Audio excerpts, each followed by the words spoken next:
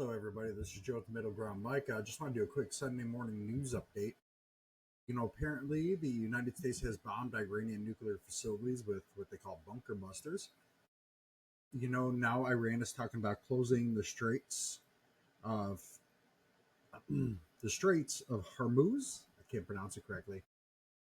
What that's going to do is that's going to drive up oil futures, which is going to hurt the middle class because oil prices are going to go up, which raises gas prices. This is not our war. I get that America, we don't want Iran to have nuclear weapons. I can understand that point. But this conflict was not started by us. It was not initiated by us.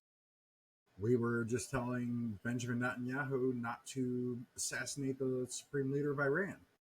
And apparently the Trump government, or Trump administration, I should say, called the Iranian government and said that this is just targeting nuclear facilities. This is not regime change. Well, I would not be surprised if Iran didn't buy that, because I'm not sure if you bomb my country, if I would believe you either. I get that America, we have to defend our interests. We have to defend our country.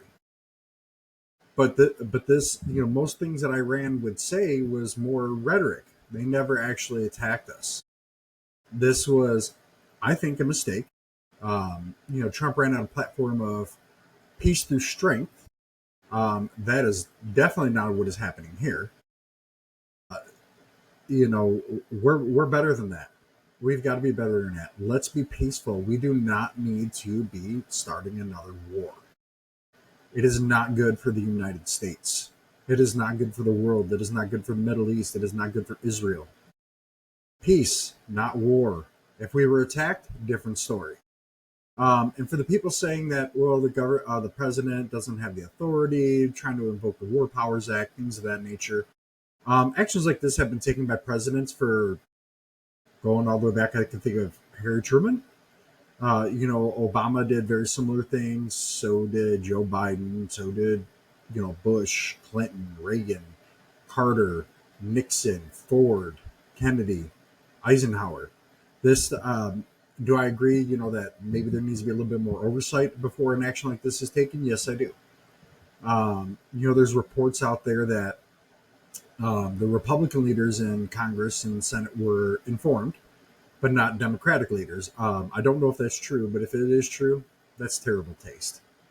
Very, very, very terrible taste. No matter what political allegiances or not, if you're going to bomb a country, the leaders in Congress of all parties should be notified, even if it's a small third party. Everybody should know what's going on. Our government is not designed for the president to act with impunity.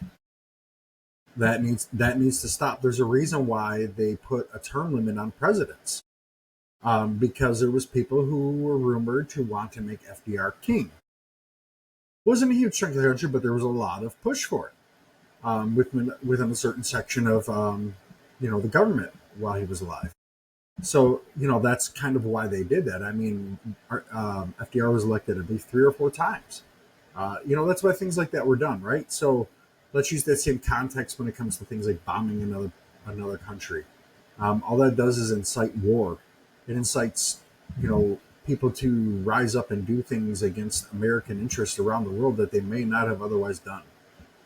I'm not saying that we need to roll over and lay down. No, not by any means. If they do something, we need to stand up for ourselves. But this war right now with Iran is Israeli war with Iran, not American. We need not to be Benjamin Netanyahu's stooge. This was a stooge act. This was incited by Benjamin Netanyahu. Terrible thing to do. Very, very, very terrible. Donald Trump, be better. Honor the peace that you ran on. Honor that. That is the reason why a lot of people that were very middle of the road voted for you, because you were conservative, but you advocated for peace. You weren't a war hawk. This is a move that a war hawk would go after, that a warmonger would go after. Tucker Carlson, one of your biggest supporters, just went after Ted Cruz for this way of thinking. The rumors are that that Tulsi Gabbard has moved to the side, because I guarantee you, maybe not guarantee, let me rephrase that. I have a strong feeling that Tulsi Gabbard would not be in support of this action based on her own statements and her history. So that is just a terrible thing. I really hope that it's not true that Tulsi Gabbard was pushed to the side, and I would hope that she, even though this action was taken, would still be opposed to it. That's all I have to say on this for today, on the Iran thing.